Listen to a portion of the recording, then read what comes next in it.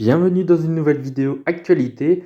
Aujourd'hui, on va parler plus précisément de la dernière place qui est vacante actuellement dans le team Honda Repsol, aux côtés de Joan Mir.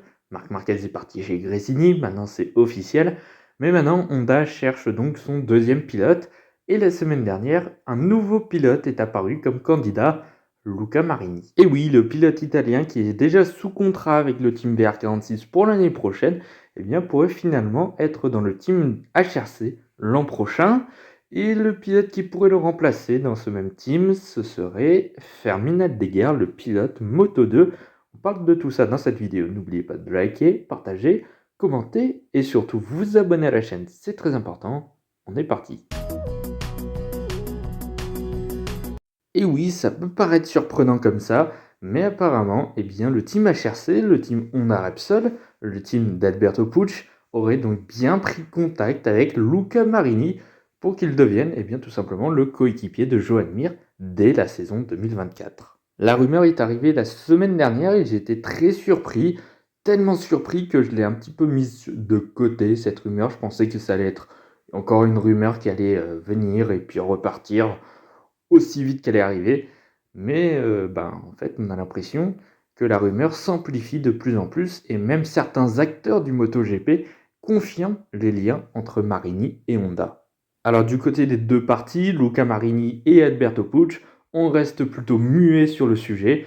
En revanche, du côté du team VR46, on a confirmé qu'il y avait bien des contacts entre Luca Marini et Honda HRC, notamment du côté de Uccio Salucci, qui fait partie du team VR46, le grand copain de Valentino Rossi, qui a bel et bien confirmé qu'il y avait eu des relations entre Marini et Alberto Pucci. Le patron de la team VR46, Valentino Rossi, aurait même accepté que Luca Marini prenne contact avec Honda et serait même content si son demi-frère allait partir dans une équipe d'usine, puisque Honda c'est quand même une marque assez puissante de la moto, le numéro 1 mondial, même si en MotoGP c'est pas la fête ces derniers temps, ça reste quand même une grande marque de moto. Alors au début, Luca Marini, il était un petit peu froid à l'idée de rejoindre Honda puisque tout simplement le team HRC lui proposait un contrat d'1 an seulement pour la saison 2024.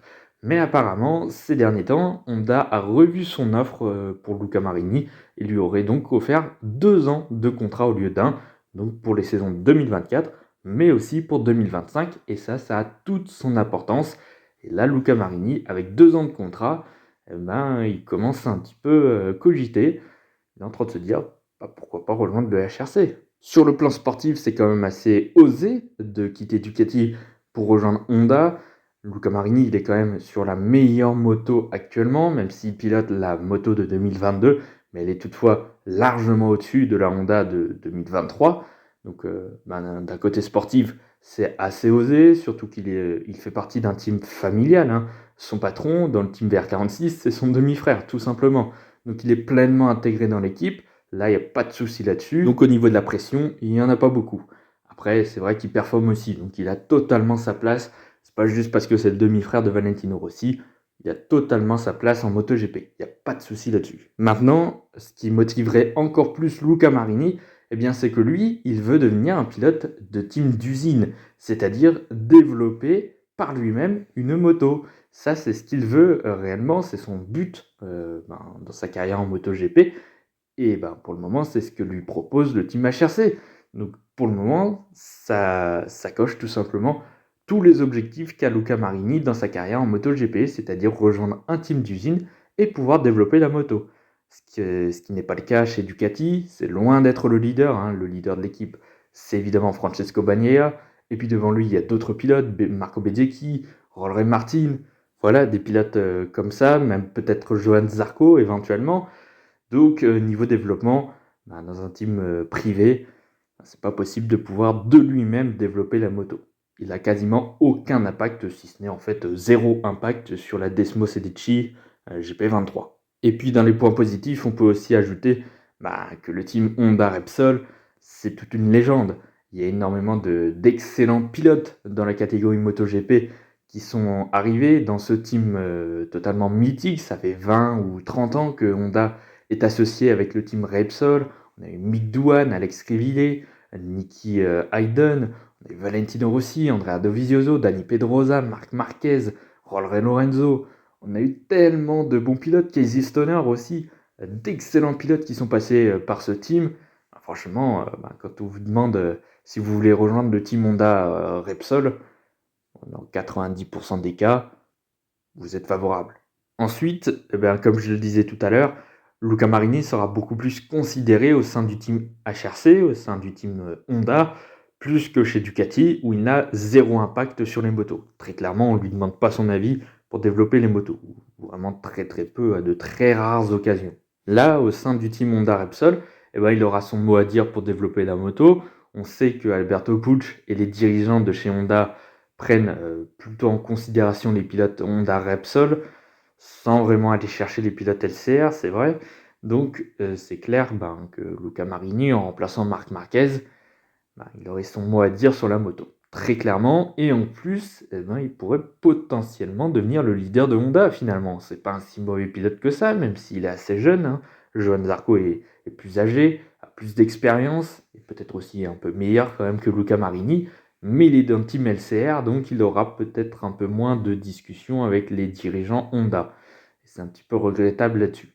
Donc Luca Marini, face à Joan Mir, honnêtement, les deux se valent, même si Joan Mir est champion du monde. Mais là, ces derniers temps, c'est beaucoup plus compliqué. Donc Luca Marini peut même devenir le leader de Honda pour l'année prochaine. Donc, honnêtement, ça fait rêver. Malheureusement, je pense qu'il y a aussi des points négatifs, et surtout le risque du côté du plan sportif, hein. Honda, comme je l'ai dit tout à l'heure, est largement en dessous de Ducati. Il y a de grandes chances que ça ne fonctionne pas. Les derniers pilotes qui ont été aux côtés de Marc Marquez dans le team Honda Repsol s'y sont cassés les dents quasiment à chaque fois, hein. Dani Pedrosa, sa dernière saison en 2018 a été vraiment pas terrible. Jorge Lorenzo en 2019, ça a été une catastrophe. Alex Marquez en 2020, ça a été très compliqué là aussi. On a eu Paul Espargaro en 2021 et 2022, catastrophique. Joan Mir en 2023, il est quasiment en dépression en fait. Donc faire partie du team Honda Repsol, c'est pas chose facile. Et même quand la Honda performait très bien avec Marc Marquez, son coéquipier, il souffrait pas mal. Maintenant, la situation change quand même puisqu'il n'y a plus Marc Marquez, donc il n'y a plus de grand leader pour cette équipe. Donc Luca Marini pourra potentiellement essayer de peaufiner un petit peu ses propres réglages sur cette Honda, donc ça pourrait marcher un peu mieux. Mais disons que c'est quand même un sacré risque parce que Honda actuellement, ils sont derniers au championnat des constructeurs, c'est la pire moto de la saison. Donc rouler sur cette moto, c'est très délicat. Et aussi un petit peu dangereux parce que il y a 3 pilotes titulaires sur les 4 qui se sont blessés cette année. Voilà, donc pas top. En revanche, si Luca Marini arrive à faire des performances, ce sera tout à son honneur et ça va vraiment redorer son blason. Si Luca Marini performe sur la Honda Repsol, il y a beaucoup d'équipes qui vont vouloir de lui parce que c'est un pilote qui aura réussi sur une Honda qui n'est pas performante, tout simplement. Après, tout dépendra aussi du niveau de la Honda, évidemment. Tout n'est pas perdu, ça se trouve la Honda 2024 sera performante, on n'en sait rien. Mais il y a très peu de chances, honnêtement, sinon Marc Marquez serait quand même resté et aurait honoré sa dernière année de contrat. Donc, s'il est parti, c'est que ça va pas aller très bien. Pour Luca Marini, c'est quand même un risque, mais si le risque paye, ça peut faire décoller sa carrière. Maintenant, si vous voulez mon avis personnel, je trouve que quand même Luca Marini, s'il rejoignait Honda, ce serait se casser la figure. Pour lui, c'est pas que je sous-estime Luca Marini, mais disons que c'est pas le meilleur pilote, on va dire, il y a mieux. Donc, je sais pas.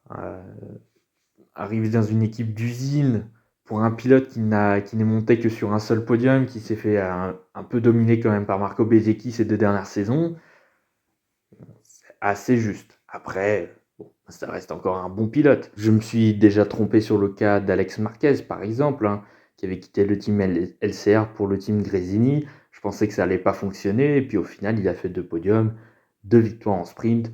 Bref, il a bien performé. Donc, des pilotes assez moyens d'habitude, en changeant de moto, en changeant de statut, ils peuvent tout à fait mieux performer. Ça peut être le cas tout à fait de Luca Marini. Mais je sais pas. J'ai envie de dire oui, j'ai envie d'y croire à Luca Marini qui performe sur une Honda, ou qui rejoigne d'ailleurs Honda tout simplement. Et d'un côté, non, ça se fera pas déjà. Et si ça se fait, ça va être compliqué. Je suis entre les deux, je suis partagé quand même sur le cas Luca Marini. C'est un pilote assez bon, mais pas totalement pour rejoindre une équipe d'usine. C'est mon avis. Maintenant, après, il y a des pilotes qui m'ont totalement surpris en changeant de moto, hein, et il y en a qui ont très très bien performé, alors que je m'y attendais pas. Donc à voir. Je serais curieux quand même d'avoir votre avis sur le cas Luca Marini. Si vous voulez me dire dans les commentaires, je serais curieux de vous lire et de vous répondre. Du coup, si Luca Marini remplace Marc Marquez, eh bien Luca Marini va quitter le team VR46. Du coup, il va rester une place chez Ducati. Eh bien, qui pourrait remplacer du coup Luca Marini? Eh bien, on a eu déjà un nom et il s'agirait du jeune pilote de 18 ans, Fermín Aldeguer. Et oui, le pilote de Moto2. En début de semaine dernière, c'était déjà le pilote qui aurait pu potentiellement remplacer Marc Marquez dans le team Honda Repsol. Alors, j'ai pas du tout cru à la rumeur, d'ailleurs ça a été totalement démenti. Fermín Aldeguer est beaucoup trop jeune, beaucoup trop inexpérimenté pour aller directement dans le team Honda officiel, mais apparemment, si c'est pas lui qui ira, ce sera potentiellement Luca Marini, et si Marini y va, eh bien Fermín Aldeguer pourrait être une option pour le team VR46. D'ailleurs, c'est le premier nom qui est sorti de la bouche de Uccio Salucci en parlant du potentiel remplacement de Luca Marini. Il a bien parlé du nom de Fermín Aldeguer. C'est lui que le team VR46 voudrait si jamais Luca Marini quitte Ducati pour Honda. Autant sur le cas Fermín Aldeguer du côté de chez Honda Repsol, j'étais pas trop pour. Autant du côté du team VR46, pourquoi pas? Parce que le team VR46, c'est une académie à la base qui a formé des jeunes pilotes. Actuellement, il n'y en a plus vraiment. En Moto 2, en Moto 3, il n'y a plus vraiment de pilotes de la VR46. En tout cas, pas des pilotes performants. Donc du coup, ils sont obligés de se rabattre un petit peu sur d'autres pilotes qui ne font pas partie de l'académie, mais toujours en respectant toujours ce qu'a fait le team VR46, c'est-à-dire prendre des pilotes jeunes, tout simplement. Eh bien, Fermín Aldeguer, il coche cette case, parce qu'il a 18 ans, il est très jeune, c'est sa deuxième année seulement en Moto 2, et pourtant, il est quatrième du championnat. Et là, en ce moment, il s'est mis vraiment à briller sur son châssis Bosco-Scuro, qui de base n'est pas le meilleur, hein, tout simplement.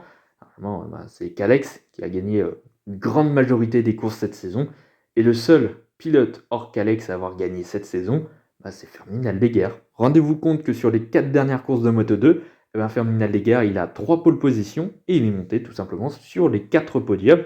Et il a aussi remporté les 2 dernières courses Moto 2 en Thaïlande et en Malaisie et de main de maître. Franchement, il est vraiment le meilleur pilote actuellement en Moto 2, même devant Pedro Acosta, c'est pour vous dire, le champion du monde Moto 2. Même lui est moins performant actuellement que Fermín Aldeguer. C'est pour vous dire. Vraiment, il y a eu une hausse de niveau. Le début de saison était un peu compliqué pour Fermín Aldeguer, mais là, depuis quelques courses, franchement, il est largement au-dessus et il domine son coéquipier, qui est pourtant pas si mauvais que ça normalement, Alonso Lopez, qui était d'ailleurs candidat à une place en MotoGP il y a quelques temps. Maintenant, Fermín Aldeguer est un potentiel candidat pour le team VR46. Et je peux vous dire que ça peut continuer comme ça encore pour les 2 dernières courses pour Fermín Aldeguer, parce qu'en plus, il a un autre objectif, hors de rentrer en MotoGP potentiellement soit chez Honda, soit chez Ducati. Il y a aussi la place de 3e au championnat Moto 2 qui est encore accessible pour Fermín Aldeguer. Il peut terminer très bien dans le top 3 du championnat cette année, avec une première partie de saison un peu délicate.